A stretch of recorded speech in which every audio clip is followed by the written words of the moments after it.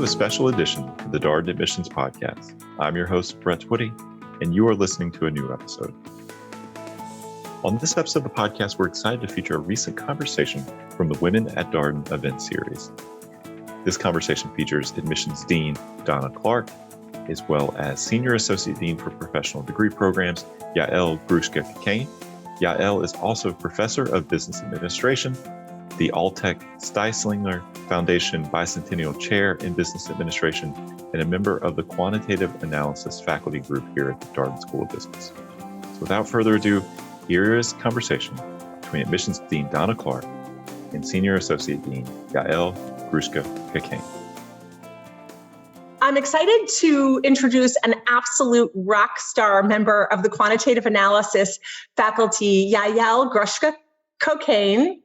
I am going to tell you from the get-go that you're in for a treat. We did one of these webinars last year, and I think every single participant, including myself, walked away wanting to know more about project management and decision science and forecasting.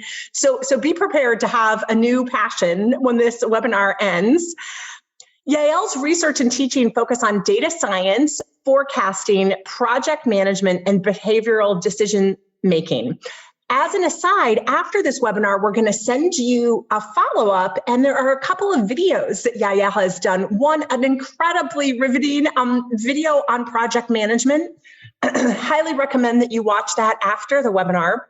Her research is published in numerous academic and professional journals, and she is a regular speaker at international conferences in the areas of decision analysis, project management, and management science.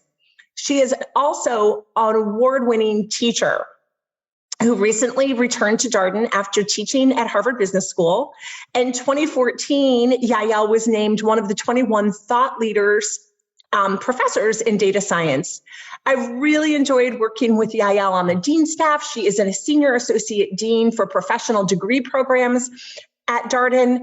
I think she's involved in so many initiatives at Darden that we're excited to tell you about, including scholarship work and planning the upcoming inaugural Women in Leadership Summit in Roslyn next month. So welcome, Yael, and welcome to all of our participants. Thank you, Dawna. Thank you for including me. Thank you for inviting me to join you at this webinar. It's so fun to see even the locations and the little chat, the 2 minutes of the back and forth in the chat has already put a smile on my face. So, good. Well, it's like one of the silver linings of COVID is doing these kinds of webinars that are so inclusive of students from all over the world. And, we have a record number of international students coming to the full-time MBA program this year. Our international students are a really vital part of our community. And speaking of international students, you have a really interesting international background. Can you tell people a little bit about your international background, Yael? Yes, of course. So I don't know if I've told you this before, Dawna, maybe you know this, that I actually was born in New Jersey, which doesn't sound that international. I was born in Passaic, New Jersey, but I never lived there actually, really. My parents were on sabbatical. My father was an academic as well. And so we traveled around a lot. He was Israeli. My mom is American, New York born, and they met in the US at Cornell, different school. But shortly after I was born, we went back and forth a little bit between Israel and here, and we ended up settling there when I was about, 3, just shy of 4. So I was a little toddler. Couldn't speak Hebrew, couldn't speak English. I had all my languages mixed up because we were back and forth so much during those early ages. And so I ended up growing up in Israel, doing my school years there. I did military service for 3 years. So all Israeli citizens end up doing military service. I did mine as an ordnance officer. I was an officer. I served kind of in the 90s. I'll reveal my age a bit. And then after that, I traveled the world a little bit. I got my engineering degree in Israel still. So my undergrad is from Ben-Gurion University. I'm an industrial engineer by training. And then I worked for a few years in San Francisco. And then I left Israel. So I've been away from Israel for a while now, over 20 years. Ended up settling in London for quite a while. Yeah. My husband is British, and so I have family there. Did my master's at LSE at London School of Economics and my PhD from the London Business School before coming to Charlottesville. So all over. But my immediate family is in Israel. My husband's immediate family is in England. So yeah, I mean, a really cool international background, and I'm also a proud Jersey girl. So I'm glad to hear those New Jersey roots as well.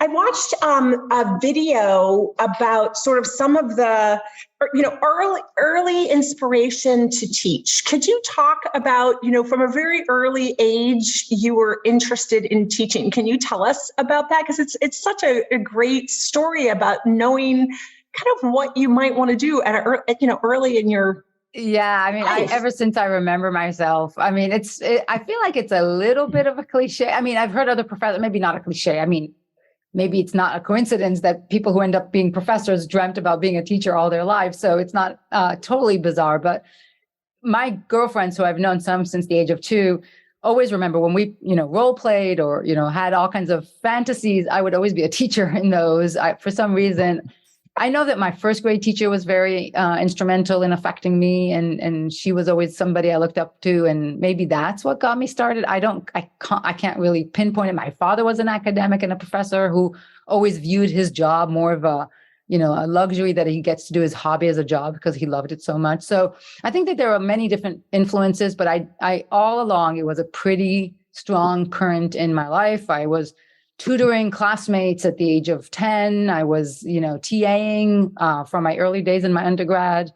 I was in scouts and an instructor, always in instruction mode. And even in the military, I was trained as a train the trainer kind of role. So it seemed to be a repeated theme of mine where I really enjoy and kind of get satisfaction from taking complicated ideas and making them accessible to many different individuals, either, very sophisticated at a very sophisticated level if they're advanced learners, but even introducing sophisticated topics to learners who have less background. I think that I enjoy finding new ways to present ideas, new ways to make ideas accessible, and new ways to think about pitching them so people can internalize them. So that's what teaching is for me.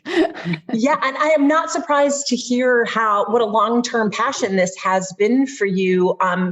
For everybody in the audience, I mentioned one of the teaching awards that Yael received, but she has received so many accolades and is such a beloved member of the faculty. Can you tell our participants a little bit about what you teach? And everyone, I'm going to put my shade down because the light has changed, and I'm just going to put that down while Yael is telling you a little bit about her subject matters that she teaches at Darden.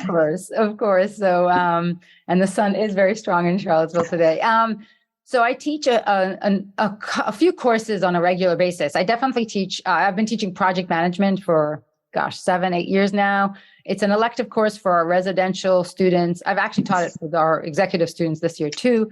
It's an elective that folks take in their second year.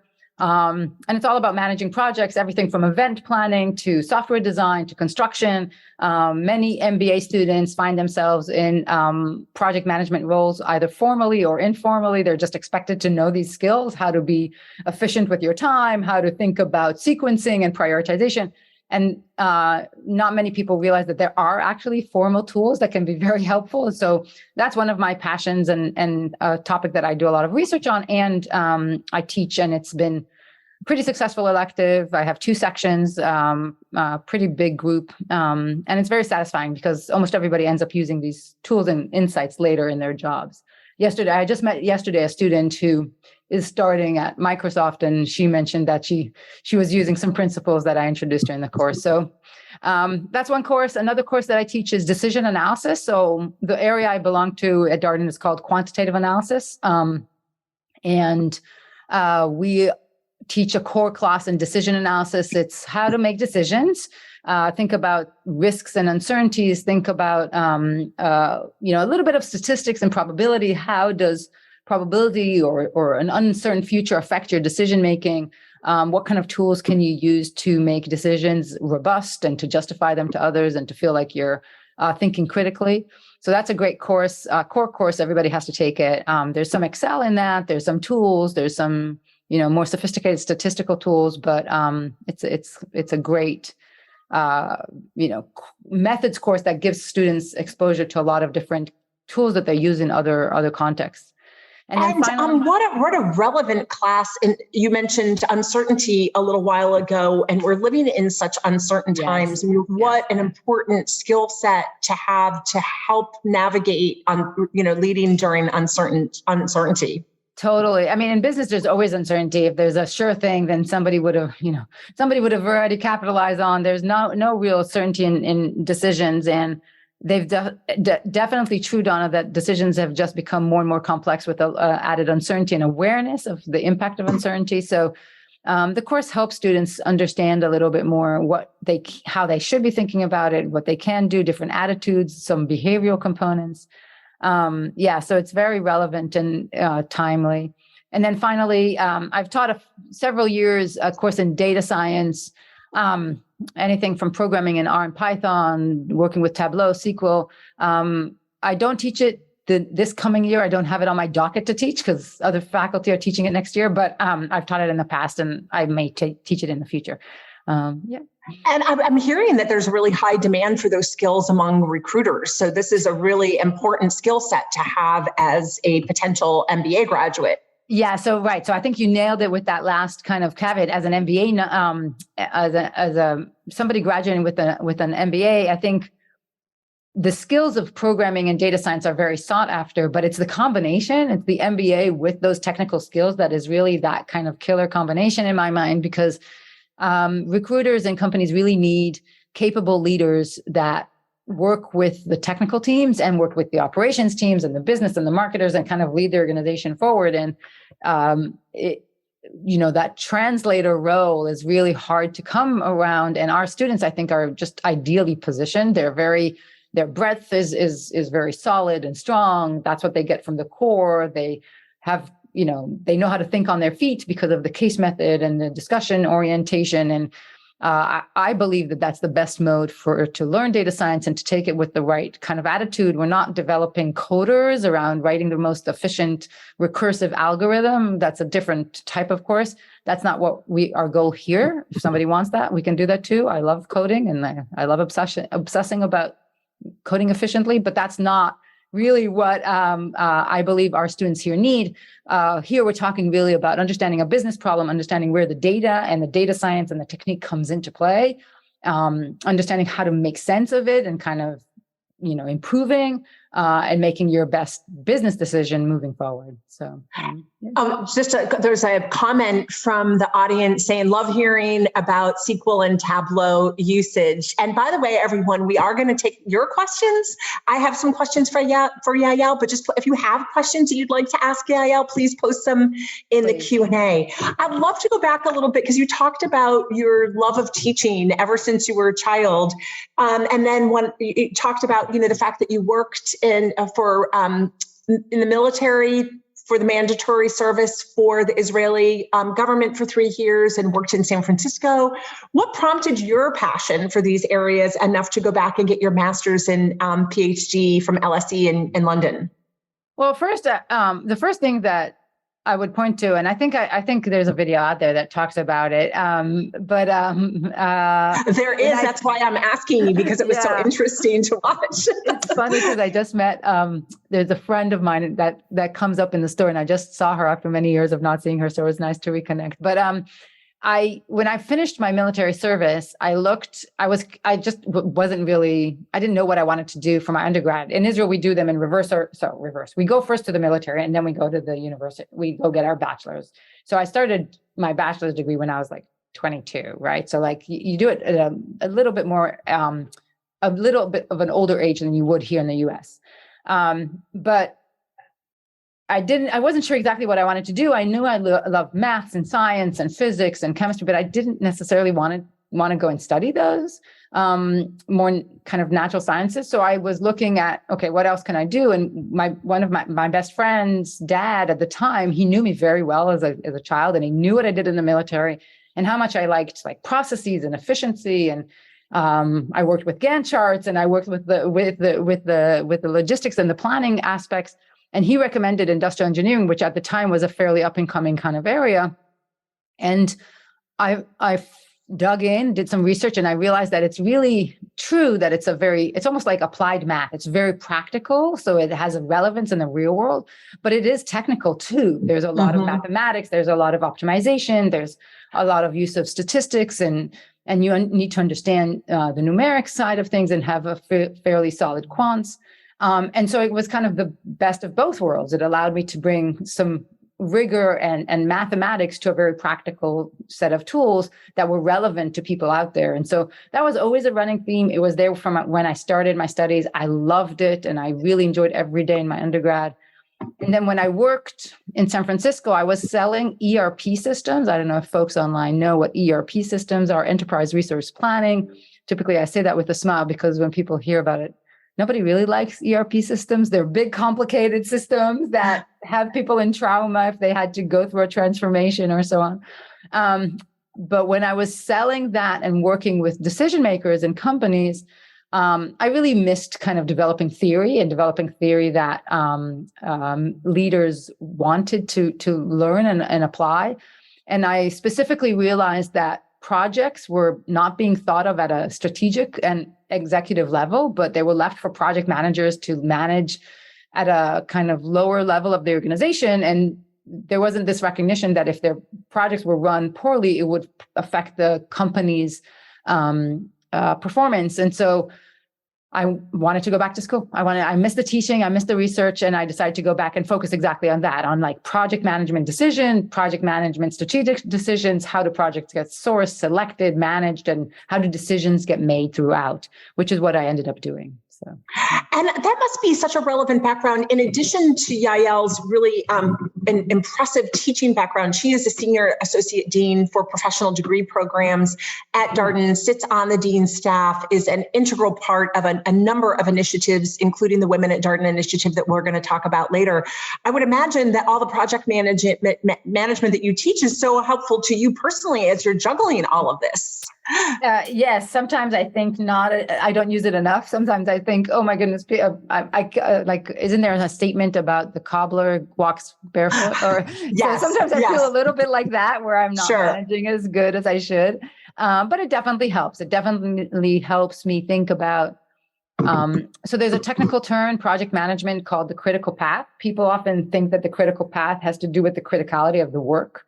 But the critical path is really about the sequencing and the timing. So whatever takes the longest is, it's important to identify, because that's going to determine the length of your project, and everything else has slack. And so that thinking, that identification of focusing on tasks that have the longest duration that will affect your completion time, that is something that I do, think about often and take it into account when I execute, and it helps me. Research projects are very hard to project manage. Actually, they're probably some of the hardest projects to project manage, because there's so much uncertainty and you don't really know where your research is going. And there's very little external deadline. So it's an interesting project management challenge for all of us. I would imagine. Can you tell everyone a little bit about your role as Senior Associate Dean for Professional Degree Programs at Darden? Yes, I would love to. So I think you mentioned earlier, I took a 2-year leave of absence and I went to Harvard Business School. I served on their faculty in the TOM unit in the Technology and Operations Management. I taught there. I met wonderful, wonderful individuals and spent a great 2 years in Boston. When I came back, I took a leadership role, which allows me to focus and lead the MBA programs for professional students. And when we say professional students, that's the term we have for students that have full-time jobs. They don't take 2 years off to move to Charlottesville and do a residential program, but they keep working, they live at home, and they have busy lives. And in addition to that, they have classes in the evenings, classes on weekends, and they get their MBA in addition to everything else. So we have an executive format, and we have a part-time format, and I am the leader of those programs. So everything from planning the curriculum to identifying opportunities to make the programs better, new courses, new sequencing, new features of the program. The students have to travel abroad at least once, quite a few of them, about third of them go abroad 4 times. We call that the GEMBA. It's a global executive format. So working on that and planning those, making sure that our students have everything they need to balance their very busy lives between school and their professional lives. And I don't work alone, of course. I have an incredible staff team that lead the program, that are there for the students, work with them on all the weekends and help them through it. And we also have over a dozen, about 15 or so faculty that form a program committee that help me really think through all of the various practices and procedures and different norms that we have for that program to keep thinking about making it even better for our students. So developing new courses, developing new opportunities for them. We, for instance, a new innovation that we came up with was a DC-based course. So the students happen to, many of them live about 2/3 live in the DC area because they work there too, for these executive formats. And so, but they don't really know, or they don't spend time meeting with a lot of business leaders. They meet some through their work, but we have a residency in DC where we go around and we meet with just unique companies that come together in the DC area. And it's just another global kind of insight to why DC is what it is and what are unique features of having such a capital, the U.S. capital, a strong city on an international radar, but what kind of business landscape that allows. Yael, you mentioned just a little while ago having been at HBS for 2 years. Can you tell everybody a little bit about some of the factors that led you to come back to Darden? Of course. So I missed it. I mean, this was my home before I went there. It's Darden is much smaller. And so only because of that, but this is also a choice, right? To keep it small, but like the size and the attitude and the focus here is on the community and the learning experience. And, that was very important to me. That's something I'm very passionate about. We view our classroom as very, sacred to us, and we care about what takes place in that room. And everybody gets to know everybody. So at graduation, we know, as faculty know, I wouldn't say 100% of the students, but we get to know, 70, 80% of them. That kind of intimate feel and accountability and personalization was something that I missed. Harvard has a lot of amazing people, but it's bigger, and it has a lot of other benefits, but it's just bigger, and that focus is slightly different from the nature of a place that has, triple the number of individuals. And so I missed that, and I missed the entrepreneurial spirit of the faculty here. Faculty are really experimental and kind of like, a little bit, each one of us is a whole enterprise trying to do things, trying to create new things. So it pulled me back. Yeah, and just in case people are not aware, we're really proud that Darden has been ranked the top educational experience and for having the top teaching faculty by The Economist for 10 consecutive years. So when Yael was talking about how strong the educational experience is, we're really grateful and to have that acknowledgement from The Economist. So something for you to research after the webinar as well. We are taking live questions from the audience, so please feel free to put them in the chat. Yael, can you talk a little bit about the case method specifically and how, the benefits of the case method broadly, but also maybe just a little bit on how the case method may benefit women specifically? Yeah, great. And I see a bunch of excellent questions in the Q&A, so I'm sure that we can weave them in with this topic too. So the case method, a lot of people use the term case method, and I think not everybody means the same thing when they say that. So let me explain a little bit what we here at Darden talk about when we use the phrase case method. Sometimes people may use the terms Socratic method. Recently, I've heard a lot of our faculty talk about student-centered learning. There's a few components to it. First, students read a case. The case is almost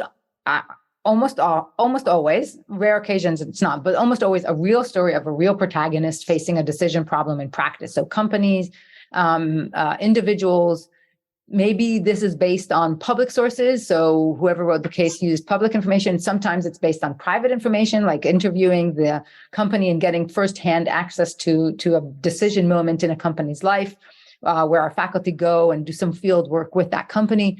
And students have to typically consult or put themselves in the protagonist's role and then give advice on what would you do? What would you do if you were the protagonist? What would you do if you were in the role of that decision maker? And the case has typically enough information to make that decision, or at least the same kind of information that the protagonist in reality would have had, maybe. If something is missing, then the students will have to identify what missing information they would go out and seek. But it's trying to really put the student in that position of a decision maker for a few reasons. One, there is really no better way at getting better at making business decisions than practicing. So like facing that kind of situation where there's a tough decision to make with a lot of different things to consider is realistic. It's what business leaders do all the time. And so practicing it here in our classroom over 300 cases is the best way to get better at it. In reality, there is no manual at the bottom of the drawer that tells you, oh, for this decision, this is the right framework to use. But decisions have to be made, and decision makers and our leaders, our students, have to make decisions all the time based on their common sense or based on whatever they've learned here that fits that scenario. And so we're really developing that capability to face a situation, figure out what's the best set of tools to use, and come to a decision that people feel comfortable with, being challenged. So it's a discussion environment. People challenge each other in a collaborative way, help each other build ideas up, help each other solidify kind of weaknesses in a proposal, and kind of maybe improve scenarios. So it really tries to mimic reality in the sense that individuals that graduate from Darden go out to make amazing decisions all the time, surrounded by a lot of, a team and members that help them and not on their own, using kind of messy and incomplete information. So that's what the case method does. That's what the Socratic method does. And it's really learning by asking. It's also, how do you ask the right questions? How do you dig in and demystify a situation by asking a lot of questions? So we as faculty demonstrate that.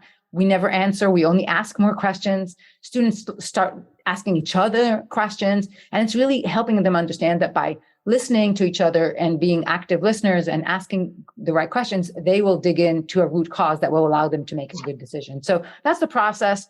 I really am a big fanatic of this method and why I think it's better than lectures, but we can talk about that in a moment. You asked a little bit about specifically about women in our classroom. And I say this out of maybe some years of experience here at Darden, but also just being a woman myself. And in the sense that I think it is really empowering to help, to ask the right question at the right time, and to help others around you and to kind of influence people by bringing them on board through that kind of discovery process. So like practicing this notion that when we make these decisions, we kind of are humbled a little bit. We strip of our ego and we actually try to raise all the things that we don't know in order to kind of come to a resolution and move forward. Walking into the classroom saying, this is the right answer and we're done, is definitely not going to go that far, because you really want to make a recommendation, rationalize your recommendation, get a lot of input, and kind of solidify your perspective. And I actually think that, and of course, women are very different from each other. Not everybody's the same, and men are all different from each other. But this notion of individuals that flourish in our classroom are ones that are willing to listen to other people. They learn the value of listening even more so through the classroom. They're willing to admit when they change their mind, or they rethought something. They're willing to admit, they're willing to recognize what they're hearing from peers and from people around them. And then they gain comfort and move on. And I've seen women do that really, really well. Of course, I've seen men do that really well as well. But it's all this notion about a classroom that is about not an individual self, but it's about a group coming together to make ultimate the choice. And we all walk away empowered. We all walk away with a new set of capabilities, but we do it in a way that brings us together first and allows us to collaborate on that process and recognize that decision-making is not about an individual, but it's about a group of people. It's about a process. It's about improving over time. And I think that that's something that many of our women find appealing. Yeah, and I think that is such a great answer. There was a question from Brianna about what is the largest advantage you believe post-MBA women from Darden encounter in the workplace? And I think your response to the previous question was probably very encapsulating of this question. Yeah, I do think that from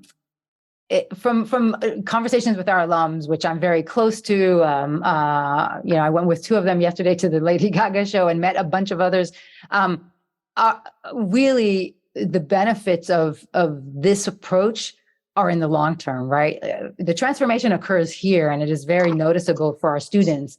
But the benefits are years to come after, when you go out and in the workplace, you're comfortable to roll your sleeves up. People come to our classroom ready to engage, because I will never provide an answer. So I will start off by saying, Dawna, what do you recommend? So you need to be willing to roll your sleeves up, take the conversation, lead a conversation, corral a group of individuals around your approach and your perspective, maybe share your screen, walk people through your analysis, look at somebody else's, ask their questions. So that kind of capability in the workplace is really valuable, and not all are used to it. And so our students tend to be very comfortable in those settings, and our women as part of that. It's not about going and hiding in your office and doing some analysis and then coming up with a deck that is fully fledged and ready to go. No, it's about this notion of, okay, where do we start? How do we make sense of a messy situation? And our students become very, very good. And it's obvious to employers later. Yeah, and you said a word that I hear a lot from students, and that is engaging. And you all might imagine just how engaging a classroom is when you have somebody like Yael leading you through a case discussion. I think that's very energizing. There's a great question from Jenna in the chat asking if you faced any hardships in academia and how did you overcome them, specifically as a woman? So academia, like many other fields, there's some areas in academia that have different distribution in terms of men and women. In business specifically, there are more male faculty than female faculty. So I think the majority of business schools hover around the 30% female faculty, if I'm not mistaken. And even within the different areas and units, it's not always balanced. So in some areas, you'll find more female faculty than in others. I think some of the challenges in academia are the challenges of women in many places. I have 2 kids, having a family, having outside obligations, and juggling is never easy.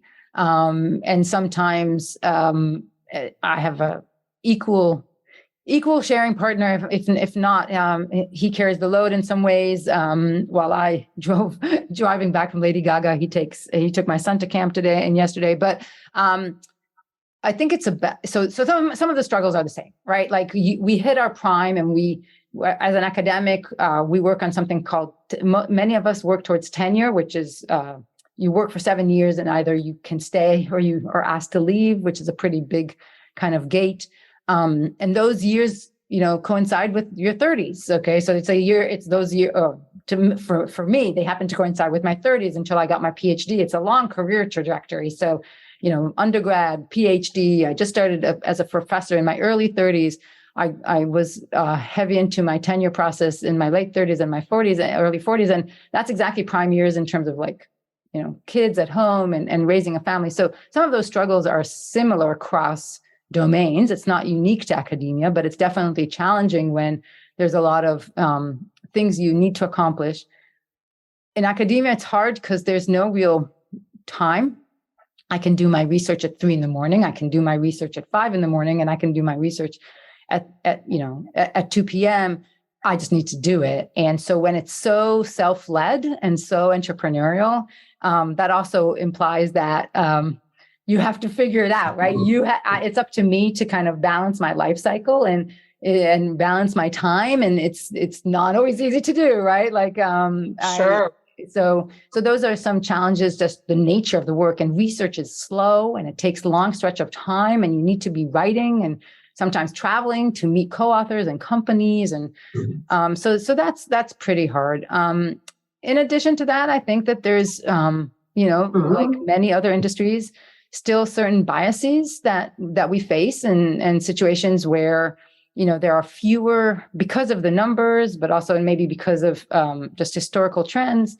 There are fewer women in leadership roles. There are fewer women on editorial boards, fewer female reviewers, fewer female editors and associate editors and panelists in conferences. And so when I was, earlier on in my career, there was a bit more of a void in terms of role models. There are some unbelievable role models that helped me significantly, but there aren't as many maybe. And then as things are shifting and there's more awareness, now that I'm more senior, I also get called upon to serve in those roles, which is wonderful, and I'm honored. But then I'm also pulled really thin because I'm sitting on, I'm juggling editorial roles in 4 different journals, and I just don't have enough time to do everything. But the representation matters, and so if I'm not doing it, there aren't that many. Still not enough women in the field, so we something has to give. So those are some typical struggles, and I think it's the same in many different industries. Yeah. How do you manage your energy? I mean, I think one of your signature strengths is you have this contagious energy level. And how do you manage that?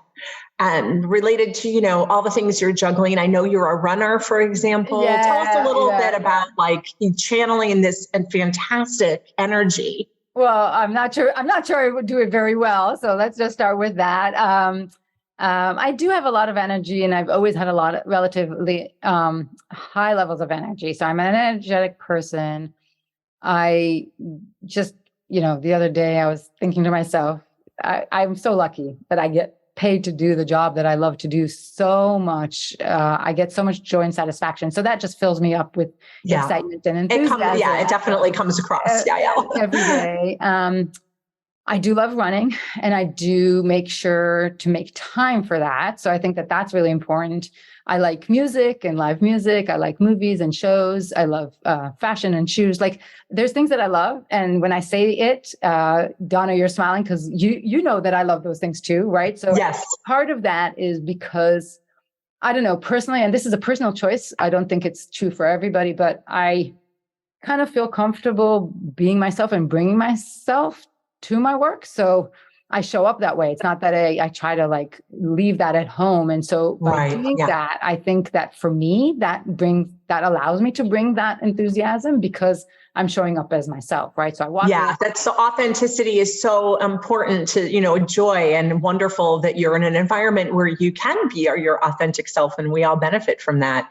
There's a nice comment in here from David Cleary. He says, not a question, but can't wait to start learning from you, Yael, and the rest of the Darden faculty. He's starting MBA in 6 days. So David, wow, we look forward to greeting you. Yeah. Okay, and I'm just going to take a look at some of the other questions in here. Let's talk a little bit about the Women at Darden initiative. What drew you to be involved in the Women at Darden initiative? Can you tell everybody a little bit about that initiative, as they may not know about it yet? Yes, of course. So we have a Women at Darden initiative. Some folks know because I think I think it was showcased a little bit in the invite for this event, but we know what Darden can give our female students. There are great benefits to all of our students, male and female. But specifically talking about women, sometimes women are not sure where to go to business school. They're not sure if to go to business school. They're not really sure if they want to be in business in general. So tackling or having conversation with women at various stages of their process, encouraging them that there is a role for women in business, that they're vital for the workplace and can add a lot and bring a lot to the table is part of this kind of general philosophy. But specifically, what is it about Darden that empowers them and strengthens them to succeed long term? The community focus, the accountability, the humbleness of our case method, the ability to kind of reward doers, because it's a get your hands dirty and execute kind of place, from the case method and in the class and showing up for class to everything that the students do, co-curriculum. Everything is about getting stuff done and getting involved. I think that's also an environment that many women can flourish. And also the case method is about diversity of thought, and we have such an array of backgrounds in our classrooms. Really, there is no one profile of a student with a specific background that needs to enter here. Actually, the more varied and interesting and just different your background, we encourage that and love that and celebrate in the classroom because it really builds on our case method and our approach to solving business problems. And I think that all of that is in favor of women. So these initiatives focus on and spreading the news. So like going out there, meeting with female candidates, or not even, they don't know that they're a candidate or potential kind of applicants, before trying to encourage them to open their mind and think about Darden as a designated school, raising awareness of what's unique about Darden, connecting alumni with amazing success stories to some of our students and applicants, closing those loops and creating opportunities for mentorships, celebrating women while they're here in all these various ways, ensuring that we are really state of the art and leading in terms of how we talk about community and the things that we do to improve society at large, but also our community in terms of dialect and dialogue and conversation. The Women's Summit has various aspects. It's part of the Women at Darden is the Women's Summit event in September, really showcase thought leaders from within the community, but also just in general, thought leaders in the business landscape around empowerment of women, disruptors of various kinds and what it takes to be a disruptor, talking about various aspects, women in the media, what it is to lead through media, women in technology.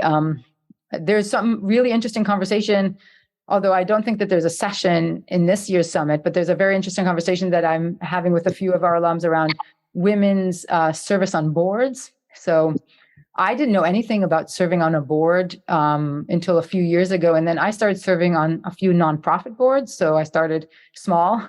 And then I'm now on the Darden Foundation board. I've been a trustee for a few years. I serve on the board of 2 or 3 startups and technology companies.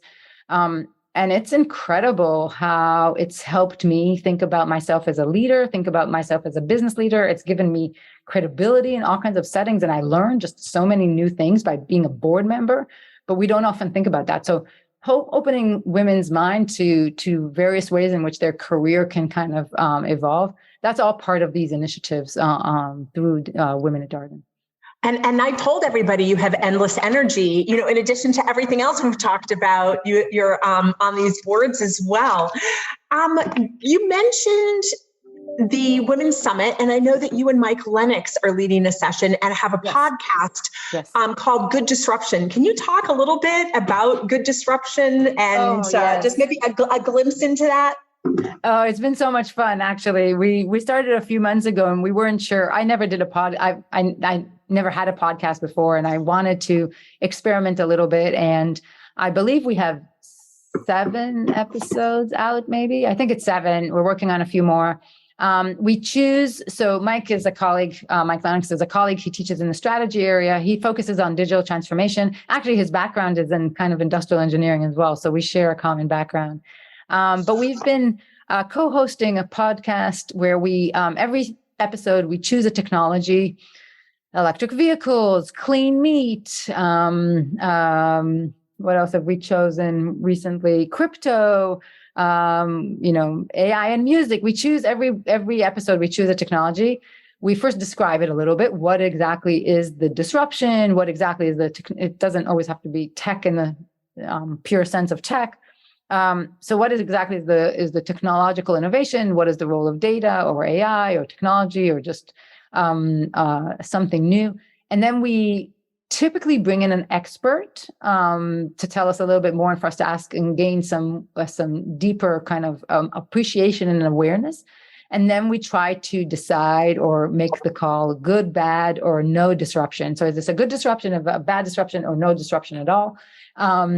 And sometimes, we will disagree. Sometimes we will agree. I'll say that Mike is a very big fan of electric vehicles. He has at least 1 Tesla, and he's not a very strong believer of crypto. But it's been really lots of fun to learn about these technologies, really understand, take a deeper dive into emerging phenomena, and then try to learn from the experts that come and then make the call. So.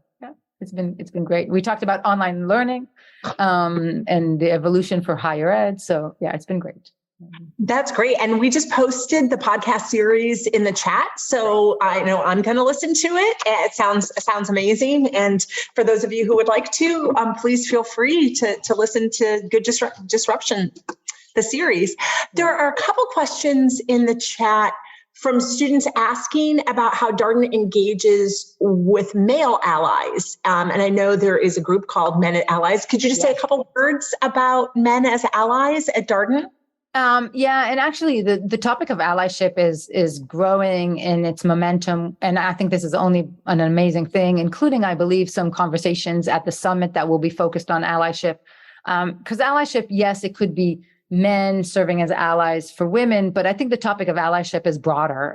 Allyship is, maybe at some point we will talk about it as, just a common a general notion of how to interact with people around us and a general kind of sense of maturity and EQ. But really, allyship is about being thoughtful around other identities that aren't yours when you're in certain situations. Like, how do you display patience, awareness, understanding, empathy? How do you ask questions and expose even your own vulnerabilities when you have people around you that are different, right? Are of a different group.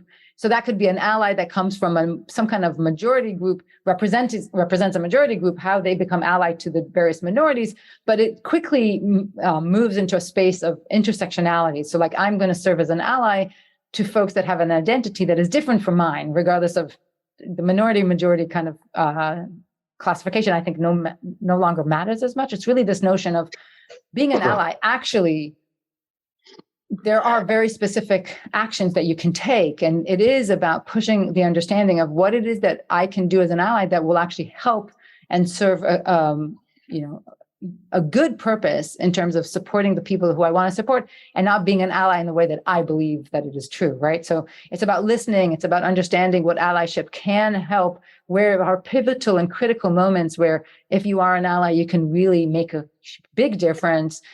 Tactics for doing that in a way that is conducive to growth and to further conversation and to foster positivity. All of those, I think, are not always, we don't always have those capabilities or tools at our fingertips. We aren't always exposed to them.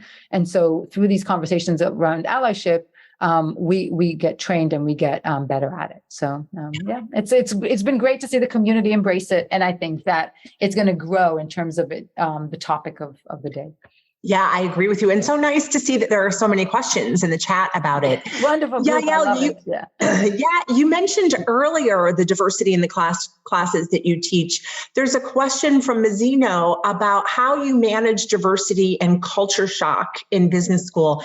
And just before I turn it over to you, just wanted to let you know, Mazzino, that we just finished International Student Orientation. There is a week of International Student Orientation before Darden before Darden, and before the orientation for everyone.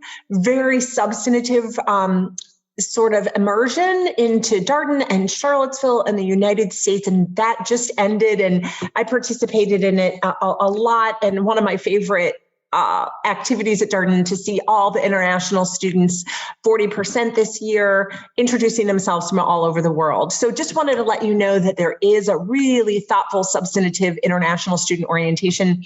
And now I'll turn it over to Yael to talk about how you manage diversity and help with culture shock in your classes. Yeah, so I think the orientation helps in the sense that it gives folks more time on the ground, just time to get settled. I think the biggest struggle in my mind at the beginning of something as big as moving to a country to do a program like the MBA, not necessarily Darden specifically, but I think in general, the biggest challenge is really that you're trying to do everything at once. You're moving, you're finding a place to live, you don't really know the city, you don't really have a bank account, or you don't even know where to get your clothes cleaned or whatever it is. Like, it's just overwhelming. And you're trying to meet a bunch of new people from different parts of the world. And that creates the shock, I think, in my mind. And I'm not an expert, but from my experience, that creates the shock very often.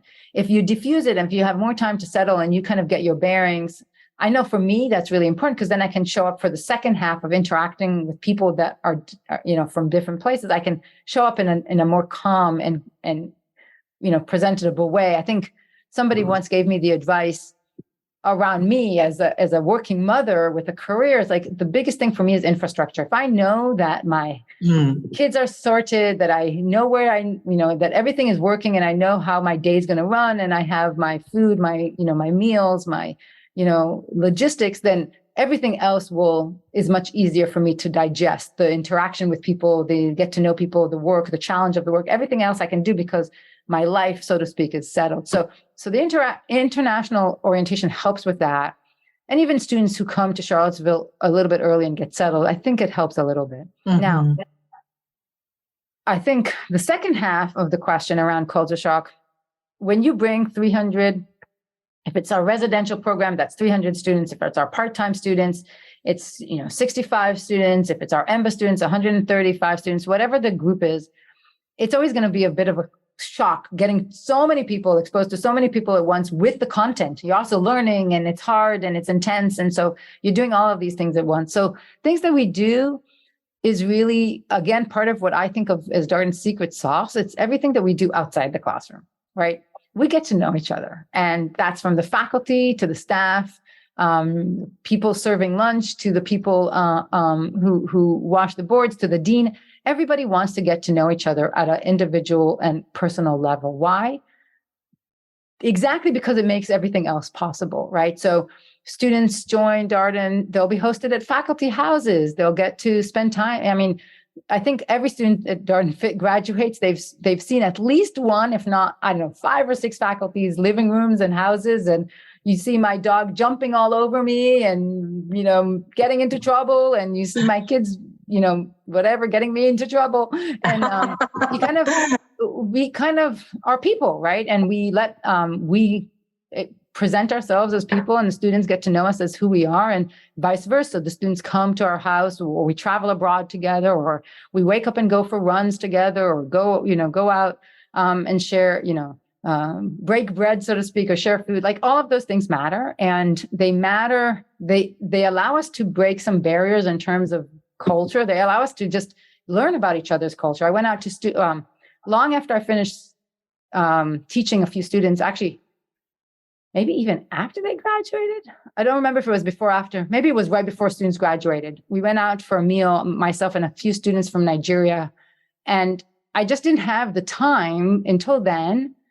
None of us had the time to just sit down and be. And we had a miraculous gift of an evening that was a little bit impromptu. We sat around a table and we shared stories. And they told me all these unbelievable stories that I didn't know about their lives and growing up. And each was very different from the other. But I just got home and my mind was blown. And I've been doing this for 14, 15 years now. And my family has seen me with many, many different students. And I still am blown away by what I learn about my students and what they've been through and their stories and just how extraordinary they are. And I learn about their countries and I learn about their, interesting, just like things that happen in the world that I didn't know. So that's, I think, how we break barriers by just getting to know each other as a person. And it's not about getting to know a culture, it's just kind of getting to know, a specific individual. Right. And the richness of those meaningful relationships that you're describing, give everybody so much joy. It's amazing. I don't know if people picked up on it earlier, but Yael talked about seeing Lady Gaga last night with some Darden alumni. And so nice that you form those kinds of relationships outside of the classroom, that you go to concerts as well as having them over to your home. So that's just wonderful. They're amazing people. And, I was in London earlier in the summer. I went to London for various reasons. I had a conference. I had, and as I mentioned earlier, I have family there, and due to I want to say gift, but it would be generous. The COVID that is the gift that keeps on giving in our world today. I had 2 extra tickets for a West End show. We went to see Wicked, and I had 2 extra tickets because 2 members of my family could not go. the night before, I happened to kind of, students of mine saw me on Instagram. They knew I was in London. We met up for an ice cream. And then I said to them, I have 2 extra tickets to Wicked. And so they ended up joining us to see the show. Right. So so nice. It was so nice. It was great. That's great.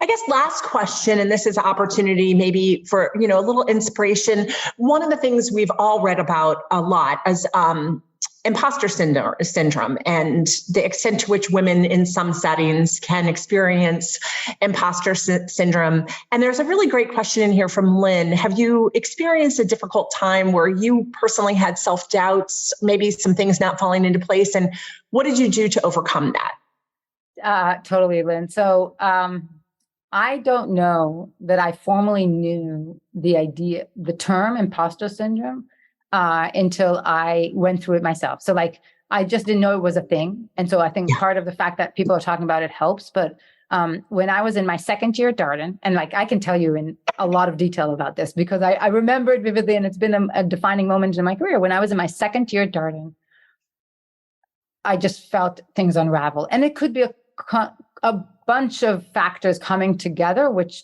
I think it normally is. But for me personally, and Lynn, I'm sharing a very personal story when I can't even see your face. So you'll have to knock on my door when you're here. But I had my first year here at Darden. It was very successful. I did okay in the classroom. I had a few papers coming out. I felt on the top of the world. I had my dream job. I couldn't believe I nailed this job. It was really the place for me. And so my first year was great. Then my second year, I had my daughter. So I was post, giving birth. I got a couple papers rejected. My teaching was still good, but it wasn't wow. Because the first year was wow, I can do this. The second year, I can still do this, but okay, now what? So it was things were just deflated, and papers getting rejected is really hard, and some disagreement with colleagues and co-authors, and so it all came unraveling, and I started to doubt myself. It's oh, I'm going to be revealed now. My entire undergrad and master's and PhD was all a hoax, and I fooled everyone for the 16, 17 years it took me to graduate in those programs with distinction. It's no. I kept doubting myself that those distinctions were, I'm really hard and dedicated, and I can really work super hard, but am I really that smart? Really? Everything was kind of open to self-doubt, and can I survive in this classroom, and do I really have it? And all of that came, rushing through, which I assume is, what people would say is imposter syndrome, or at least that's how I later learned that was what I was feeling. And, it took me some time to first know and acknowledge and understand what I'm sensing and what I feel, find ways to, chip away at it and kind of disregard those feelings, or find the answer to those feelings by, reminding myself all of my accomplishments and things that I keep on doing and keep surviving, and surprising myself to reinforce the fact this is no longer a fluke, right? The fluke is when it doesn't go and things don't go well, or it's just not a fluke. It's just part of it, is that there are moments of struggle and moments of success. And I just need to know that when there's moments of struggle, it doesn't mean that the success was by chance.